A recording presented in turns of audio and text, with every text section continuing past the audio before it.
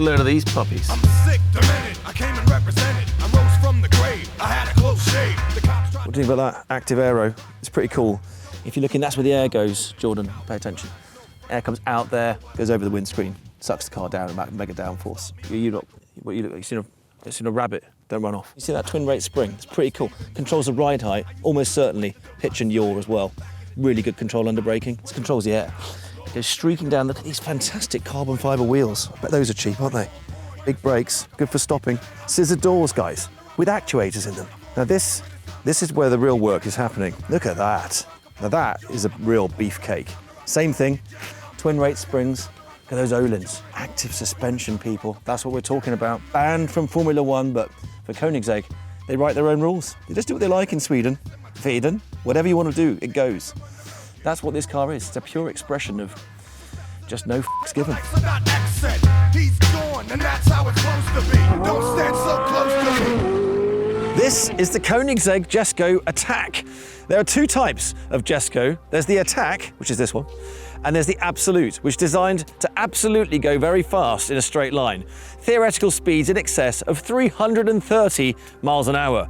Because this one's got aerodynamic drag on it, only does about 270, mostly because of this big rear wing. At 155 miles an hour, this car generates 800 kilograms of downforce, rising to 1,400 at the top speeds. Car only weighs about 1,300 kilograms, so you get the idea. It basically matches its own weight in downforce.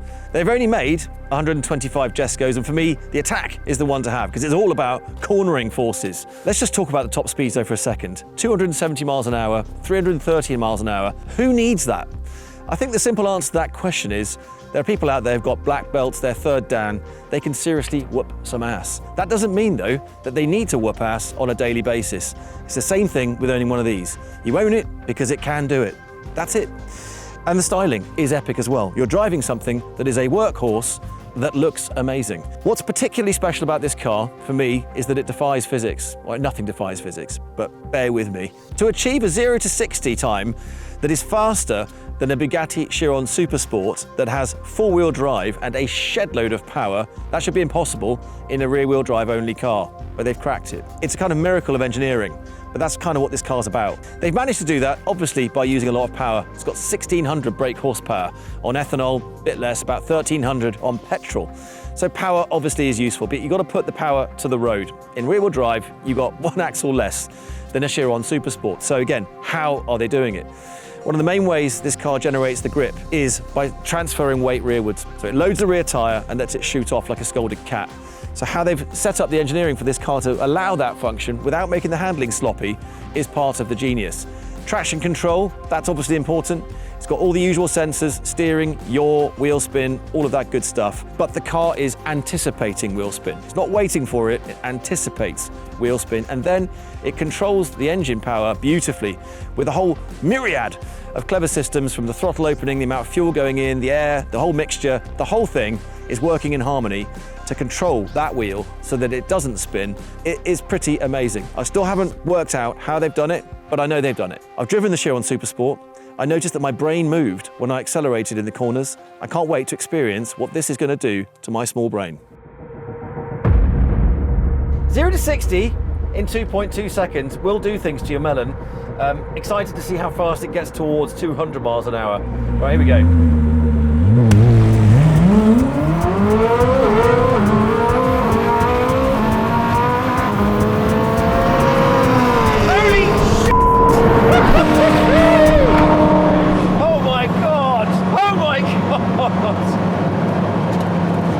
Okay, I've completely stuffed that up. I completely stuffed that up. I've never experienced anything like it.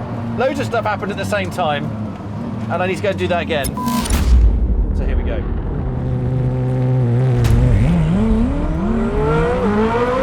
Bloody hell!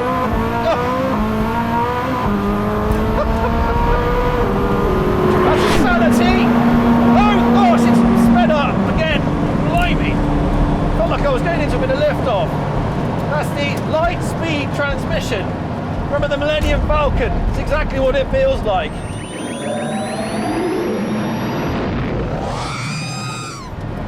Jeez, when this thing gets going.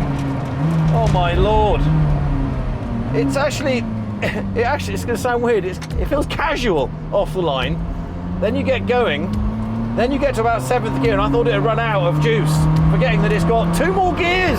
It's a 9-speed transmission, and there's no delay in the gear changes because it's got a multiple clutch system that stays open and closed at the same time. So it's basically flicking from one gear to the next. It's always got one gear on the move. And the result is this very seamless, I'm not going to say it's like an EV, it's not. You feel each charging change. But I'll tell you what, when you get to about 150, it's like it finds its second wind and it just hurls you down the track. And that's when you start to notice those bumps and you start to get a bit of a hop on. But the platform, it's so assured. It feels incredibly advanced. I've never driven a car like this before.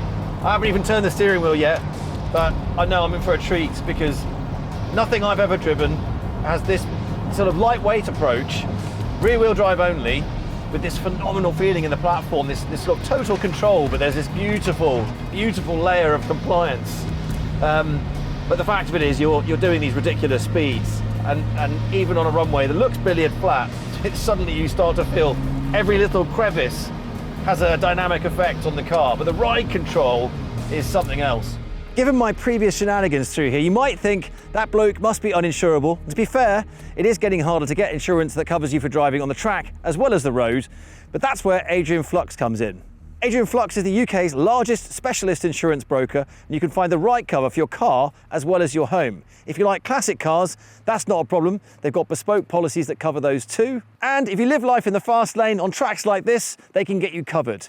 Check out the link in the description to find out more, or get in touch with one of their expert brokers to arrange a quotation. And yes, they could even cover you in a 330-mile-an-hour Koenigsegg. Thanks for keeping me on track, guys, and let's get back to the action. This thing is just nailed down, man. You hear those turbos whistle in the straight line. It's quite clever. They've, I would say, tactically placed that turbo boost to come in a bit later on, so it's not there right as you get on the throttle. It's obviously got power, but it really opens the tap on the boost when you get the steering lock off. And you're starting to make a getaway on these straights. This is a very clever car. It's a very intelligent car. But you've got to think about, the origin story for Koenigsegg and the name of this car, really. The JESKO is named after Christian von Koenigsegg's dad. They set the company up in 1994. His dream was to build, the ultimate supercar company. And this car is named after his father because this is the sort of pinnacle of his quest for engineering perfection. So for Christian, this is personal. And from having met him in 2005, you can see that determination in his eye, the total passion that he has for his business. And I think this is the epitome, really, of what he set out to achieve. But comparison-wise, you'll think that CCX that I drove back in the day, 800 horsepower was a lot. This is 1600. It's twice as much power. The car's about the same size, but all the technology has changed so much. Not just the tyre, but look at what I'm wrapped in. This whole thing is like a science experiment on wheels. Oh! Woo! Oh, yes. It's a visceral ride. What a beast. Cracks me up. They've got this, what is that? It's like a gimbal at the front here that measures your G. Honestly, if you can read that whilst you're doing some of this shenanigans in the corners, they're not trying hard enough. I think it's pulling around 1.6 G or something on acceleration. It's crazy. It's got a lovely rumble to it. When you get into those revs, come on! Who let the dogs out? I love it. Fantastic gear change. It's just melody. The lovely weight to the steering wheel. It's quite funky. I love the dash as well. I've never seen a car doing that either. So the dash is almost the size of an iPhone. sits with the steering wheel, so it goes wherever the wheel points. But the cool thing is the way that the dial rotates so that it doesn't go upside down. So they've thought about every little detail. Sitting in the helm, first thing you think about is vision. Vision's amazing, got fantastic view through the screen, and the seating position is cock on. You get a feeling for a car straight away, how much of the engineers thought about the driving experience. And you get in this car, it just makes you want to smile straight away. You look at it, every design cue is kind of perfect. There's carbon fibre everywhere. The monocoque chassis is de rigueur these days, obviously. And the carbon's quite clever, particularly on the wheels. Those beautiful carbon fibre wheels that are rather expensive at $125,000, but once you get doing crazy speeds, around 200 miles an hour plus, I was talking to Andy Wallace about this, and effectively, at those speeds, the wheels turn into gyroscopes. If you've ever held a gyroscope, you can feel the centrifugal force pulling your hand around.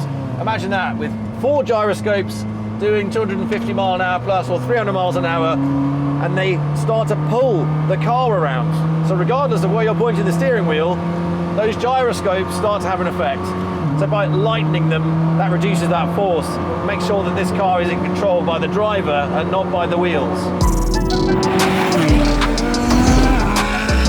The roll control is so critical, and with the car with this much downforce, the reason you need those twin rate springs and the very clever damping systems is to control the crushing levels of downforce that you get at those higher speeds.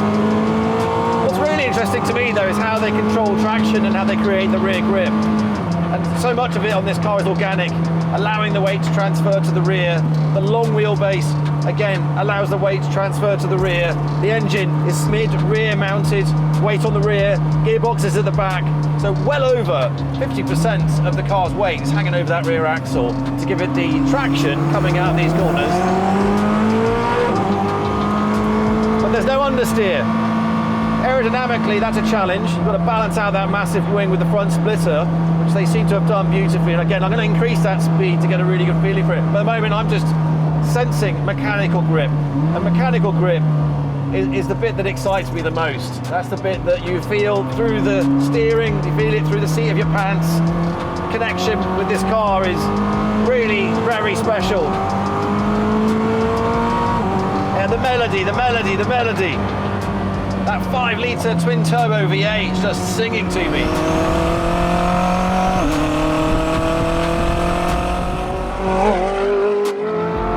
The elephant in the room, trying not to bring it up, is the follow through. And I'm starting to get a little bit of a cold sweat now that I'm going a bit faster. Obviously, I do want to feel the downforce balance, and the only place to test that is the follow through. You've got to get up some speed. Here we go. Bloody hell. All right, so careful. Damn it. Here we go, a bit quick in. It's pretty raucous. It's bringing back a few memories. The last time I was in this field, it was pretty awkward because I just crashed the Koenigsegg CCX. Oh my God, that's a big one. And honestly, I thought I was going to get fired for sure. I hadn't been at Top Gear very long, a couple of years. And it was actually my first big mistake, first big off. That's the first time the Stig's ever been off this track. Say crash. The car went off and I managed to hit the only tyre wall in this entire place, which isn't here anymore because I basically obliterated it. And the tyres kind of went everywhere. And it was really embarrassing because I knew that it was a very expensive car and I knew how much it meant to Christian that he did well because he'd founded this company. They'd been doing land speed records for production class cars and they came here to see how fast it was around the track. And I was absolutely determined to give it its best showing. And the car was a real beast. And I was just trying to catch a little bit more edge through the follow through, just to get a bit of extra speed through the apex. Got it slightly crossed up. Had a bit of a moment with the steering where it got a bit heavy. Basically flew me off into this different direction and we cleared out that wall. I had a couple of minutes to try and extract a tyre from the mouth of the car, which made it look ridiculous. I couldn't get it out. Christian was really cool about it. We talked about the philosophy of the car. They've been using it for these straight line performance tests. And we had a chat about how potentially we could do a few tweaks with it to make it even faster. So they lowered the ride height, they put this wing on the rear, they gave it more downforce and stability. Famously, we came back here and we obliterated the lap time, set the lap record, which was pretty amazing. For me, I would love to put that behind me because I haven't driven a Koenigsegg since 2005. I wonder why.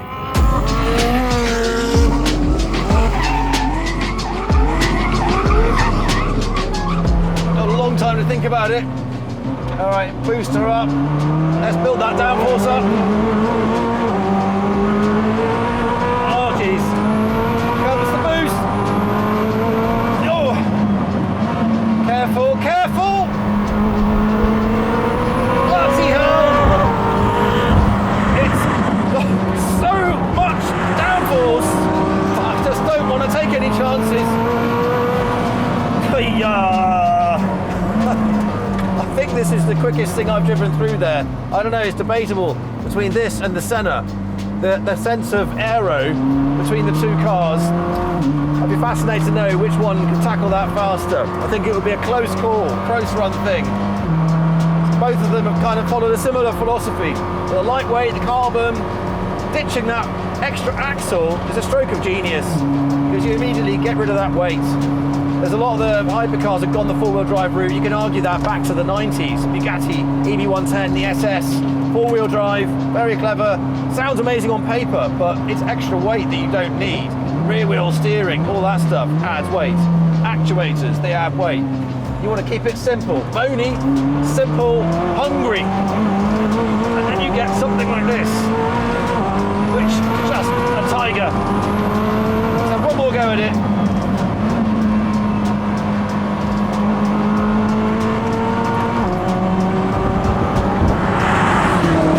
Fantastic, what a full circle. That was cleansing. That was cleansing. Been through the follow through. I didn't screw it up. Woo! Feels good, man. It feels good.